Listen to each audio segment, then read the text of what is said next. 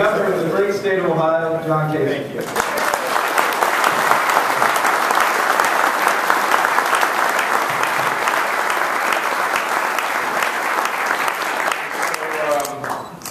Here's the situation. I'm in Congress with this guy, and he owns funeral homes in gravel pits, okay? And I'm building a new home, and I have to put gravel down on my driveway, which is not real short. This is, you know, I'm doing gravel, I'm getting these estimates, and it's really starting to bother me. And so I see my friend Mike Parker, and I said, Mike, I cannot believe how much this gravel costs. He looks at me, he's from Mississippi. He says, son, there's a lot of things that are dirt cheap. Dirt ain't one of them. So I get all of you. Lower your costs, because I still have to put gravel on my road.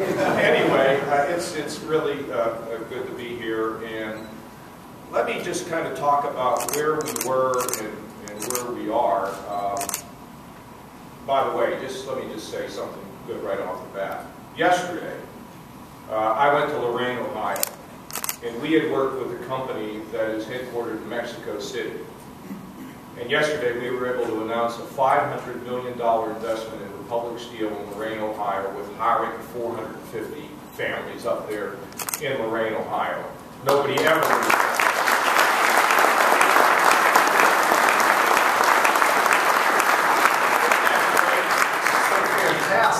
In Lorain, Ohio, they're making steel, you know, bigger, right? It's great. And, by the way, that was right after I had gone to Toledo, where we had worked with Chrysler for a number of months, and we were able to announce a very, very significant investment also at Chrysler, and it was going to result in the hiring of 1,105 new jobs in the city of Toledo.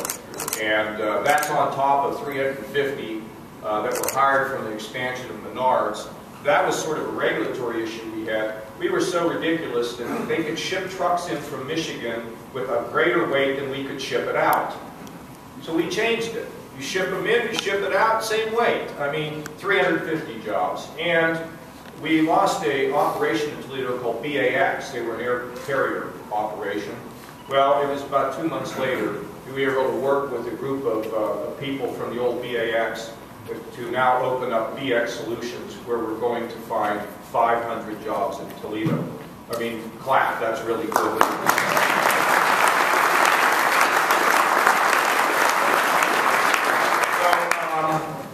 a couple things. So I come into office, and things were, I mean, terrible.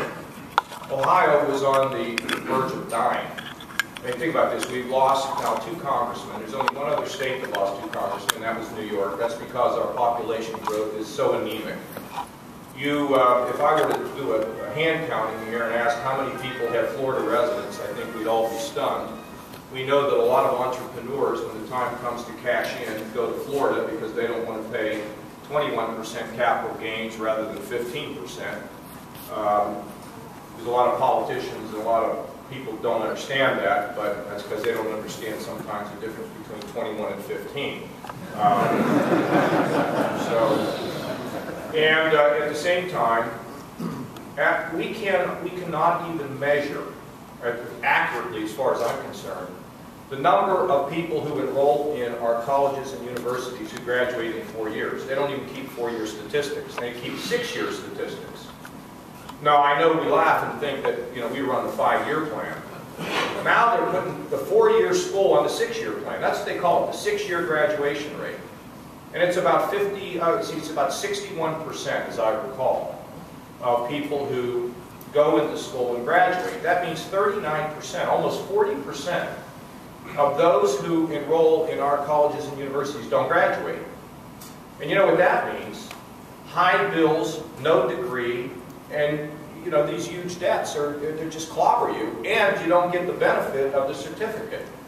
Now, for those that do graduate, okay, those who do graduate, 1/3 of them leave Ohio after 3 years.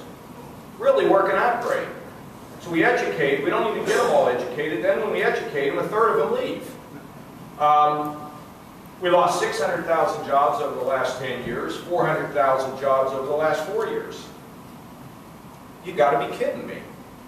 Only Michigan and California have done worse. This is Ohio. I mean, can you even believe those statistics?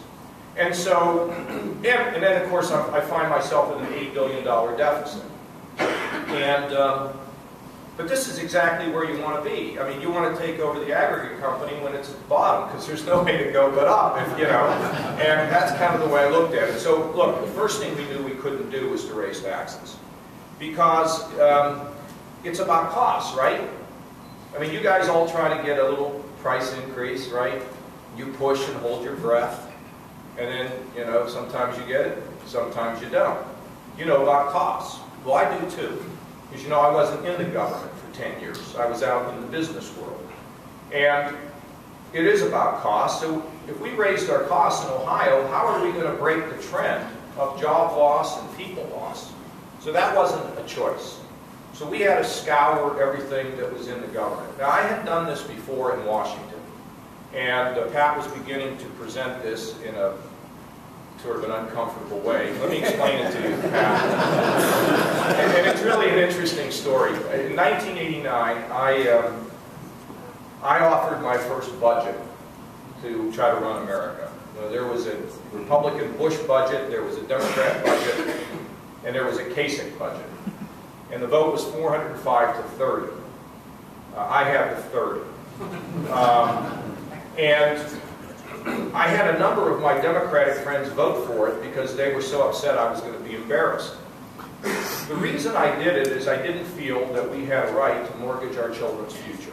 To take care of ourselves. You know, this whole Me Too society, me first society, is not going to work long term in our country or even in our state. You know, the idea of personal responsibility and the idea that we are part of a larger community, and it's just not about me.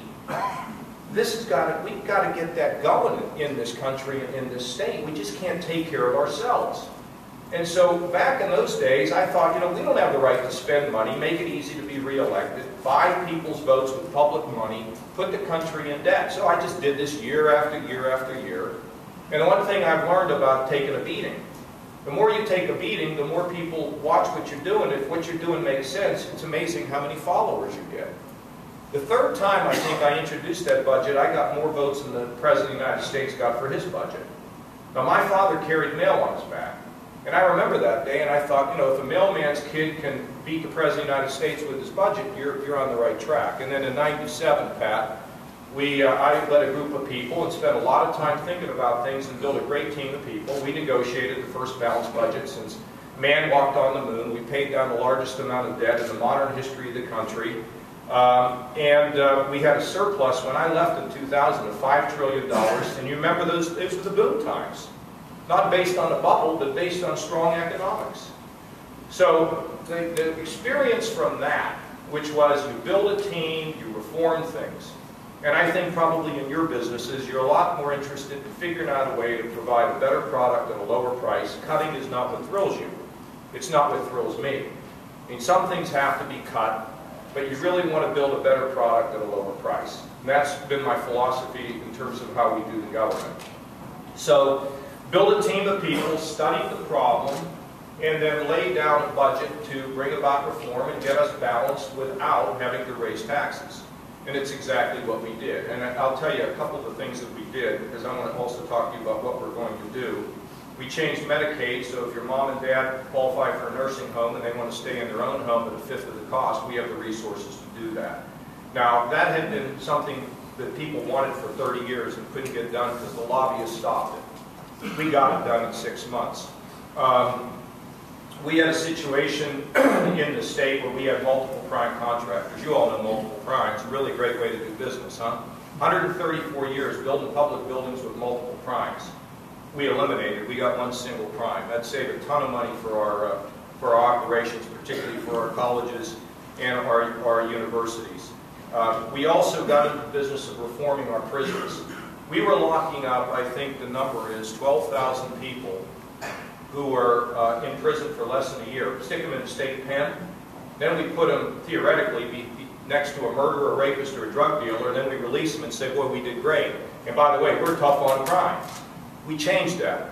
We said, if you are a nonviolent offender, we're going to put you probably in a community setting where the public will be safe, where we will reduce costs, and we will be able to reintegrate you into the community so your family doesn't blow up. And we're also changing the system in the prisons that if you are in prison and you have done some very bad things, but you want to work your way into a less and less restrictive setting and ultimately get the skills to be a productive member of society, we're going to allow you to do it. Now, that isn't anything where you go around town and everybody cheers you, but it's the right thing to do. And that's kind of our focus. It's the right thing to do. I got Scott Nally out here from the EPA. He's the only EPA director in America where business people say, thank God he's in that job. We do the right thing. I don't lean on him. I don't put my thumb on the scale. The only charge he has is do the right thing. You know, we've got David Mustine out here. He's the shale man. You heard about the shell man. He's the shell man. I mean, his job is to make sure that we are able to put together a good policy on energy. So our whole focus has been try to do the right thing. Don't let politics get in the way. And that way you can sort of solve things that other people couldn't fix because politics came first.